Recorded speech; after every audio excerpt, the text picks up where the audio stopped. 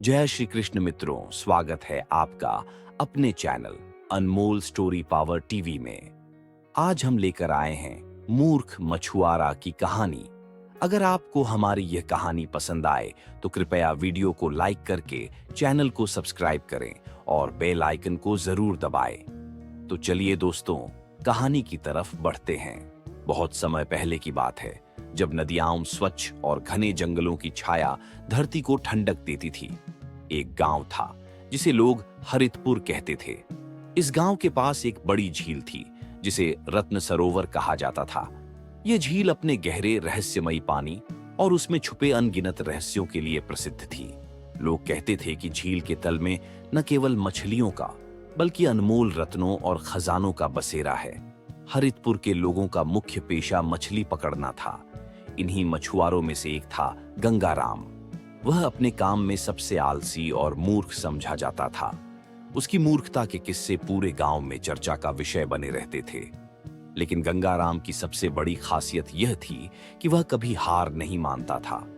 वह हमेशा खुद को सबसे चतुर और सफल मछुआरा साबित करने की कोशिश करता था, हालांकि हर बार असफल रहता। एक दिन गंगाराम ने गांव के बाकी मछुआरों को कहते सुना कि झील के बीचों बीच एक स्थान ऐसा है जहां मछलियों के साथ साथ कुछ असाधारण चीजें मिलती हैं। लोगों ने यह भी कहा कि वहां जाना खतरनाक है, क्योंकि उस स्थान के पास पानी इतना गहरा और रहस्यमयी है कि कई मछुआरे वहां से कभी वापस नहीं लौटे। गंगाराम के मन में लालच और जिज्ञासा जाग उठी। उसने सोचा, अगर मैं वहां जाकर कोई अनमोल चीज ले आया तो मैं पूरे गांव में सबसे अमीर और मशहूर मछुआरा बन जाऊंगा। लोग मेरी मूर्खता का मजाक नहीं उड़ाएंगे बल्कि मेरी तारीफ करेंगे। अगली सुबह सूरज निकलने से पहले ही गंगाराम ने अपनी पुरानी और जर्जर नाव को तैयार किया। उसने अपनी मछली पकड़ने का जाल और एक खाली थैला लिया, लेकिन उसके पास न तो सही दिशा का ज्ञान था, न ही कोई सुरक्षा का साधन। उसने झील के बीच जाने का संकल्प कर लिया। झील के किनारे खड़े होकर उसने चारों ओर देखा। चारों तरफ अंधेरा और सन्नाटा था।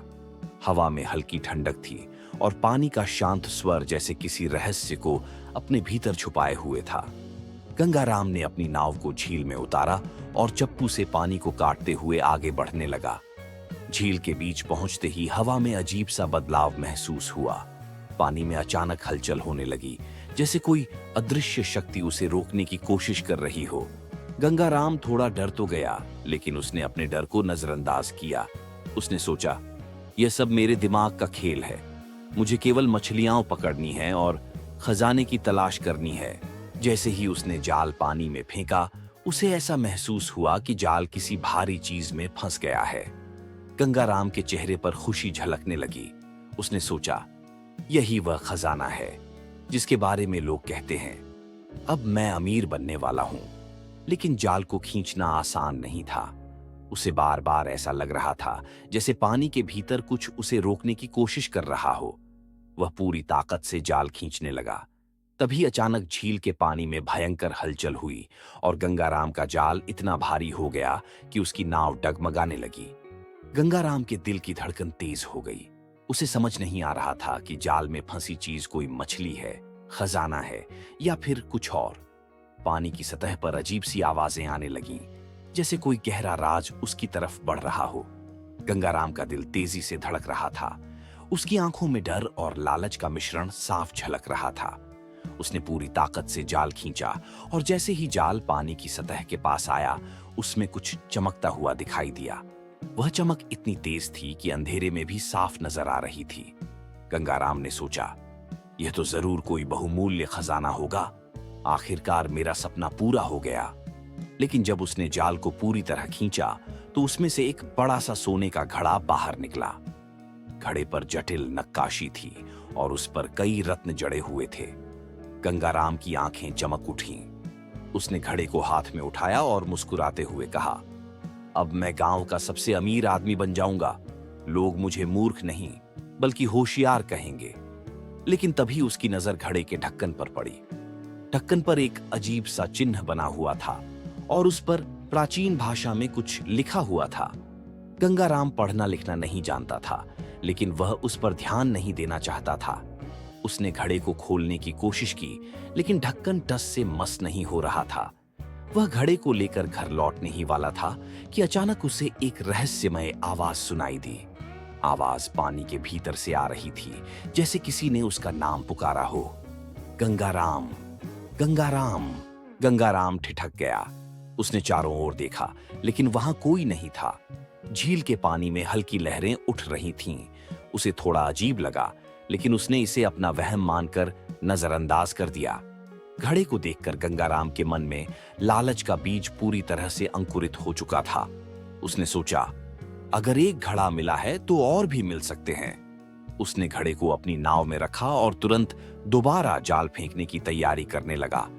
लेकिन इस बार जाल पानी में फेंकते ही उसे ऐसा लगा जैसे कोई अदृश्य शक्ति उसे अपनी ओर खींच रही हो। नाव तेजी से झील के बीच की ओर बढ़ने लगी। गंगाराम को कुछ समझ नहीं आया। उसने चप्पू से नाव को रोकने की कोशिश की, लेकिन उसकी सारी कोशिशें नाकाम रहीं। कुछ देर बाद नाव अपने आप एक जगह रुक गई। गंगाराम ने देखा कि वह झील के ठीक बीच में था।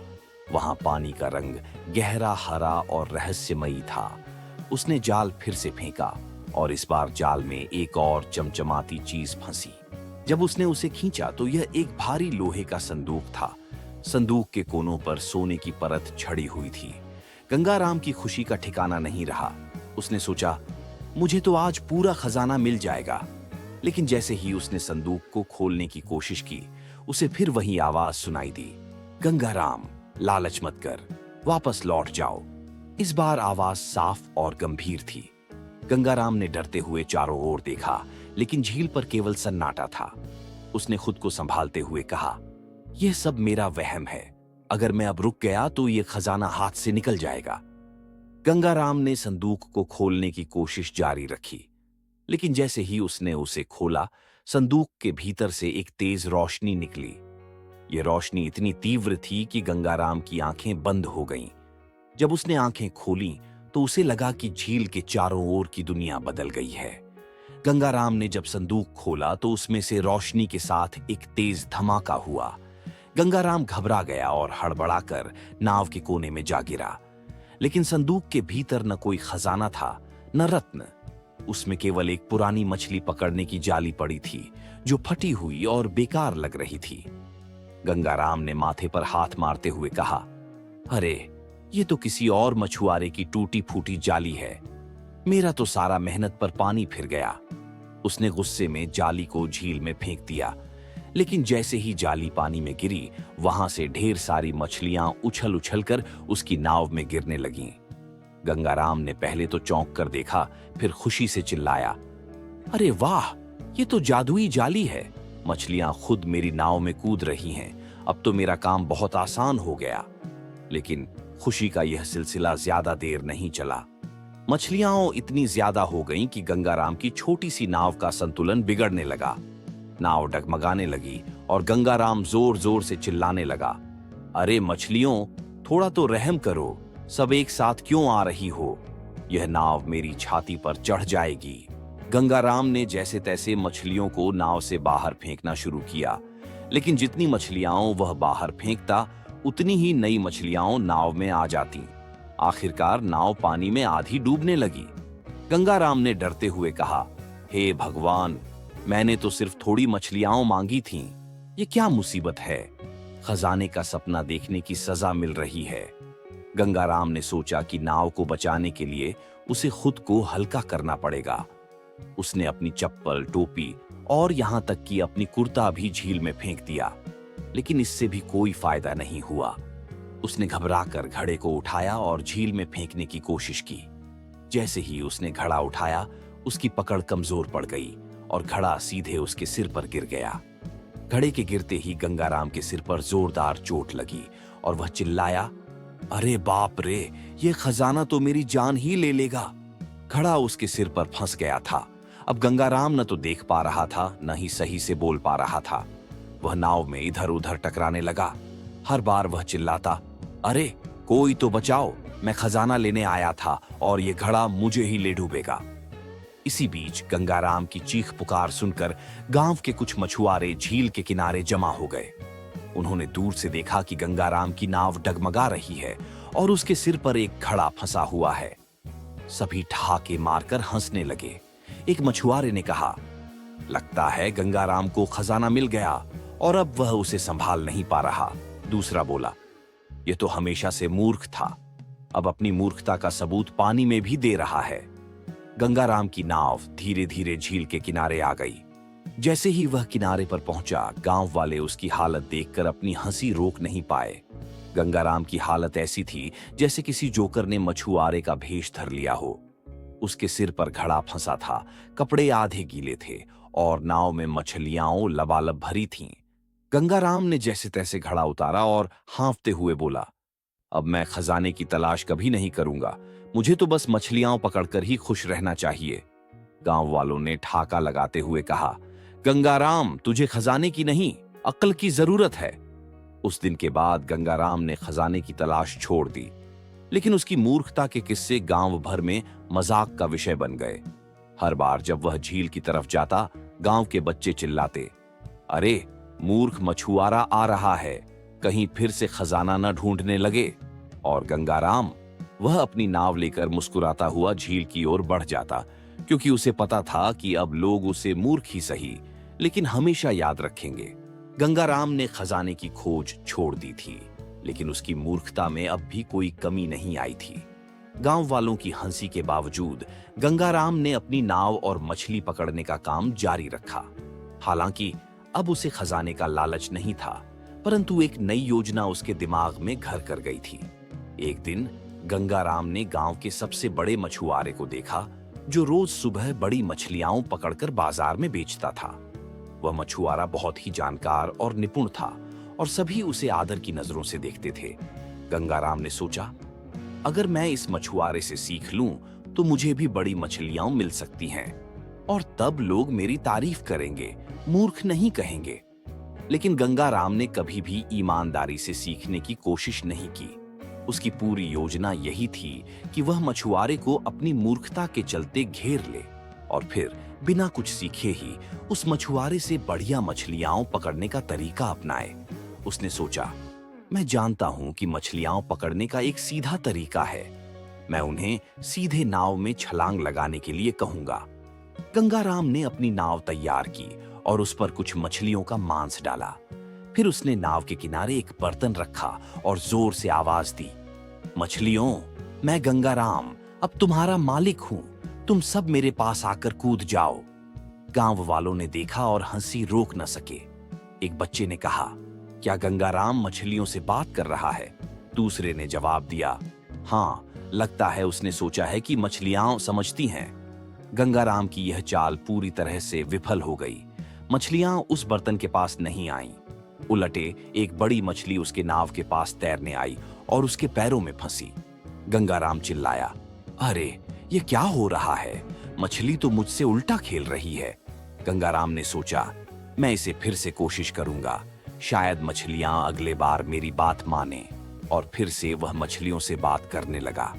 लेकिन इस बार एक और बड़ी मछली उसकी नाव में कूद पड़ी और बर्तन को उलटकर सारा मांस झील में गिरा दिया। गांव वाले दूर से देख रहे थे और उनके चेहरे पर मुस्कान थी। एक ने कहा, गंगाराम, वह मछलियां तुझसे और तेरी मूर्खता से ज्यादा समझदार हैं। गंगाराम ने हार मानते हुए अपनी नाव किनारे लगाई और हाँफते हुए बोला, पता नहीं मछलियां क्या सोचती हैं। अब मैं फिर से अपनी पुरानी तकनीक पर लौटता हूं, जो सिर्फ मछलियां पकड़ने पर ध्यान देती है। गंगाराम ने फिर से एक नई चाल बनाई। अगर मैं खुद मछलियों की तरह पानी में कूद जाऊं तो मछलियां मुझसे डरकर खुद आ जाएंगी। ये विचार आते ही उसने अपनी नाव छोड़ दी और सीधे झील के पानी में कूद पड़ा। गांव वाले अब उसकी पूरी योजना पर हंस रहे थे। एक बच्चे ने तो कहा, लगता है गंगाराम मछली बनकर अब पानी में तैरने की सोच रहा है। गंगाराम ने पानी में गोताखोरी की, लेकिन उसे सिर्फ पानी और कीचड़ ही मिला। उसके आसपास कोई मछली नहीं थी। उलटे उसने किसी बड़े पत्थर से टकरा लिया और उसकी टांग में चोट लग गई। गंगाराम खुद को संभालते हुए बाहर आया और फिर अपनी मूर्खता को लेकर गांव वालों से माफी मांगी। गांव वाले अब समझ चुके थे कि गंगाराम की मूर्खताएं किसी एक दिन खत्म नहीं होंगी, लेकिन उनकी हंसी और मुस्कान से गंगाराम को कोई फर्क नहीं पड़ा। वह अब यह मानने लगा था कि अगर उसकी मूर्खता से लोग हंसते हैं तो वही उसकी असली पहचान है। फिर एक दिन गंगाराम ने एक नई चाल सोची। उसने तय किया कि वह अब मछलियां पकड़ने के बजाय लोगों को हंसाने के लिए काम करेगा। उसकी नाव पर हमेशा कुछ ना कुछ नया जोक या गजब की कहानी होनी चाहिए। वह हर सुबह अपनी नाव लेकर गांव के बच्चों को गुदगुदाने आता और लोग उसकी अद्भुत चतुराई की बजाय उसकी मूर्खताओं पर ठहाके मारते। गंगाराम ने कभी मछलियां पकड़ने की बात नहीं छोड़ी, लेकिन उसने एक नई दिशा में कदम बढ़ाया। अब वह गजब का हास्य कलाकार बन चुका था और उसकी मूर्खता ने उसे एक नई पहचान दिलवाई। गांव वालों ने इस पर कहावत बनाई, गंगाराम की मूर्खता में जो हंसी छुपी है वही उसकी असली सफलता है। और इस तरह गंगाराम अपनी मूर्खताओं के साथ गांव का सबसे प्रिय और मजेदार इंसान बन गया।